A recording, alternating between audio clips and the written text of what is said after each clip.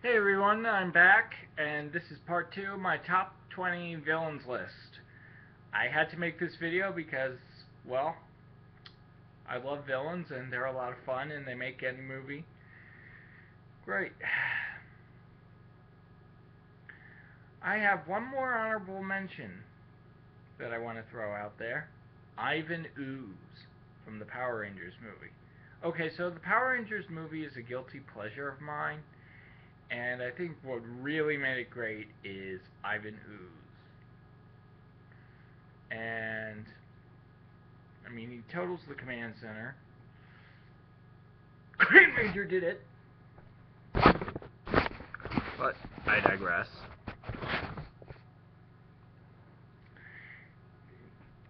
I mean, but anyways, I mean, what happened to the rule? Nobody's allowed in the command center without a power coin rule.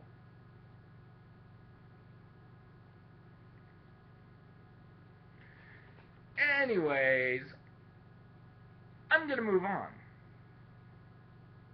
Number 10, Gollum from The Lord of the Rings. Now I'm going by the Jackson version because, let's face it, he is tortured. I mean, you see this guy split in two, trying to just keep his composure, but failing at it. And, well, long story short,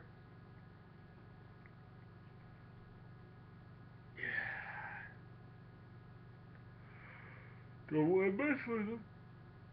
Plus, I'm really looking forward to The Hobbit. That is going to be great when it comes out. And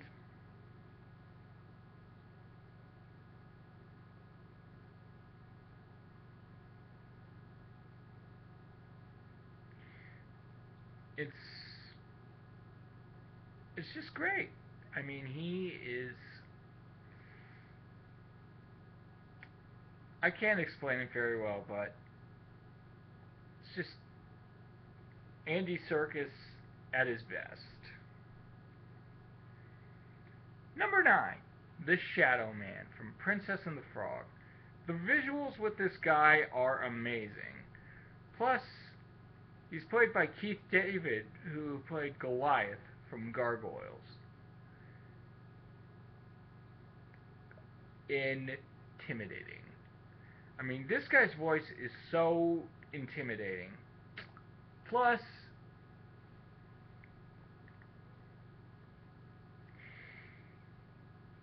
yeah, he's just a lot of fun to watch, and he loves what he does.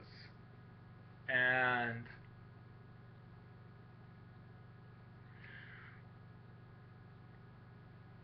he really knows how to have fun with what he does. Number 8, Frank Abagnale.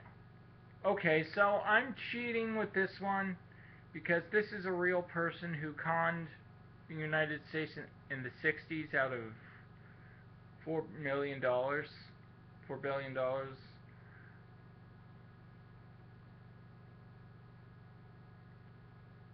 But to be honest, it's hard to believe that something like this is actually happened, but it actually makes it really all the more cool. And that's why I put him on my villain list, because it actually happened.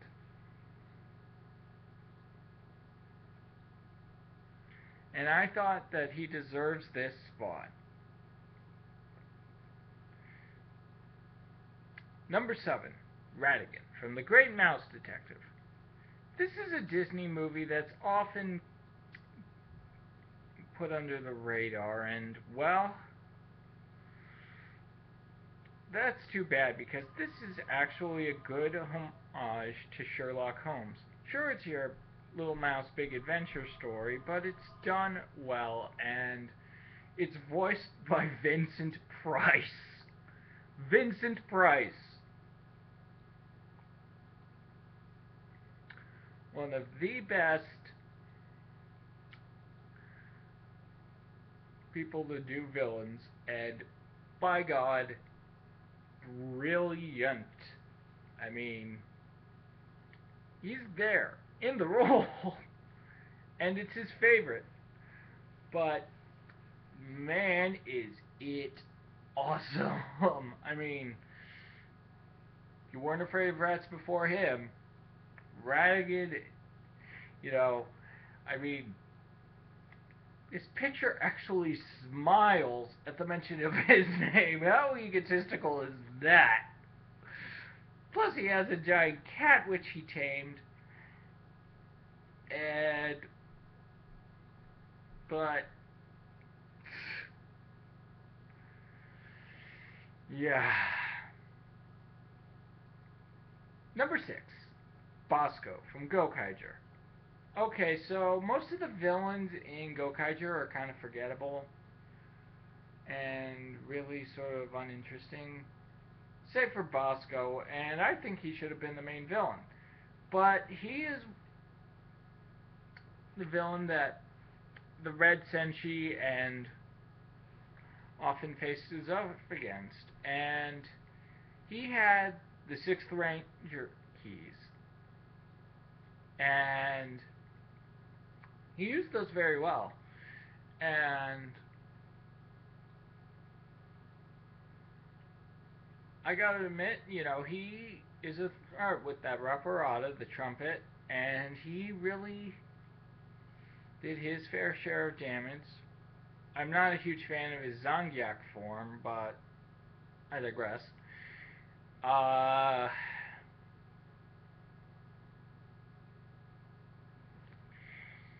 but yeah, Bosco does have a lot of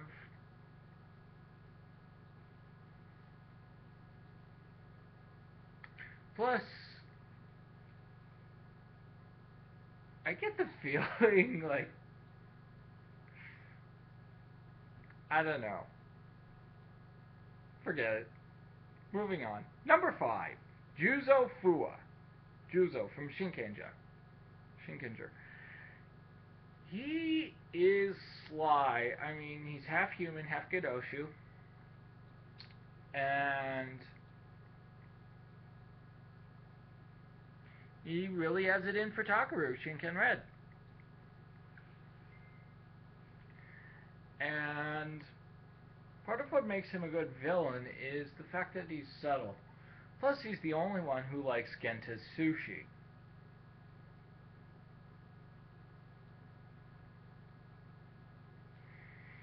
And, well, it makes for an interesting tussle.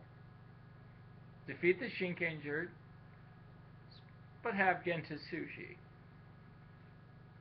Number 4, Ramesses from the Prince of Egypt. Again, as I said, sympathetic villain. He's voiced by Ralph Fiennes, who played Voldemort from Harry Potter. And, well, he's certainly upset by the role he has to play because it pains him to declare war on his own brother. And that 40 seconds that Doug Walker showed, that's powerful animation. I don't know many actors that can do that. But it's one of Ray Fiennes' best roles. And now we get to the top 3. You ready? And here we go.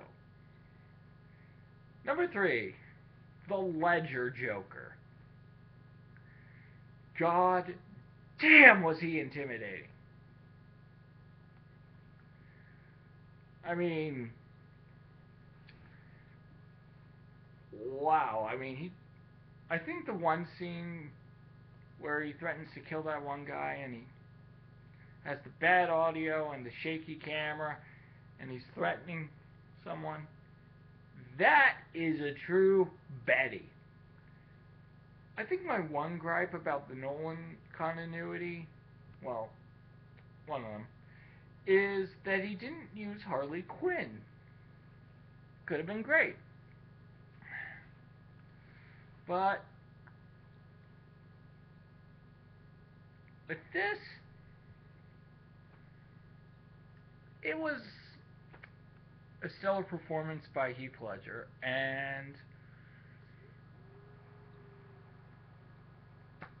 we still talk about it, even though it's 4 years later.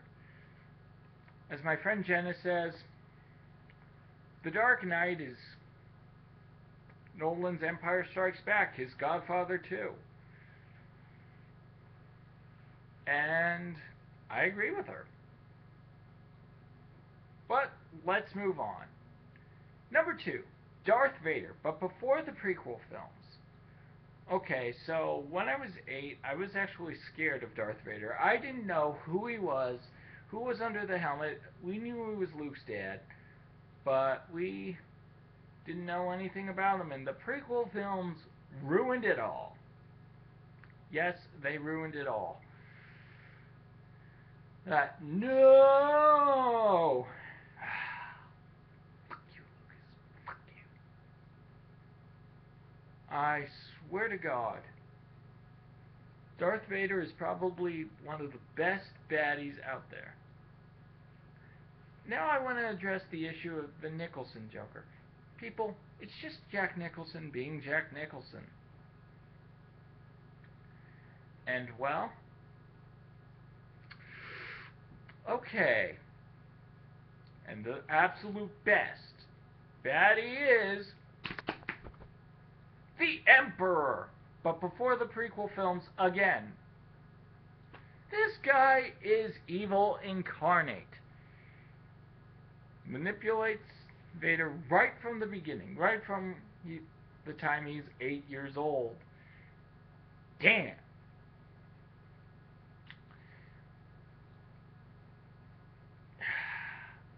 What can I say? The Emperor is evil himself.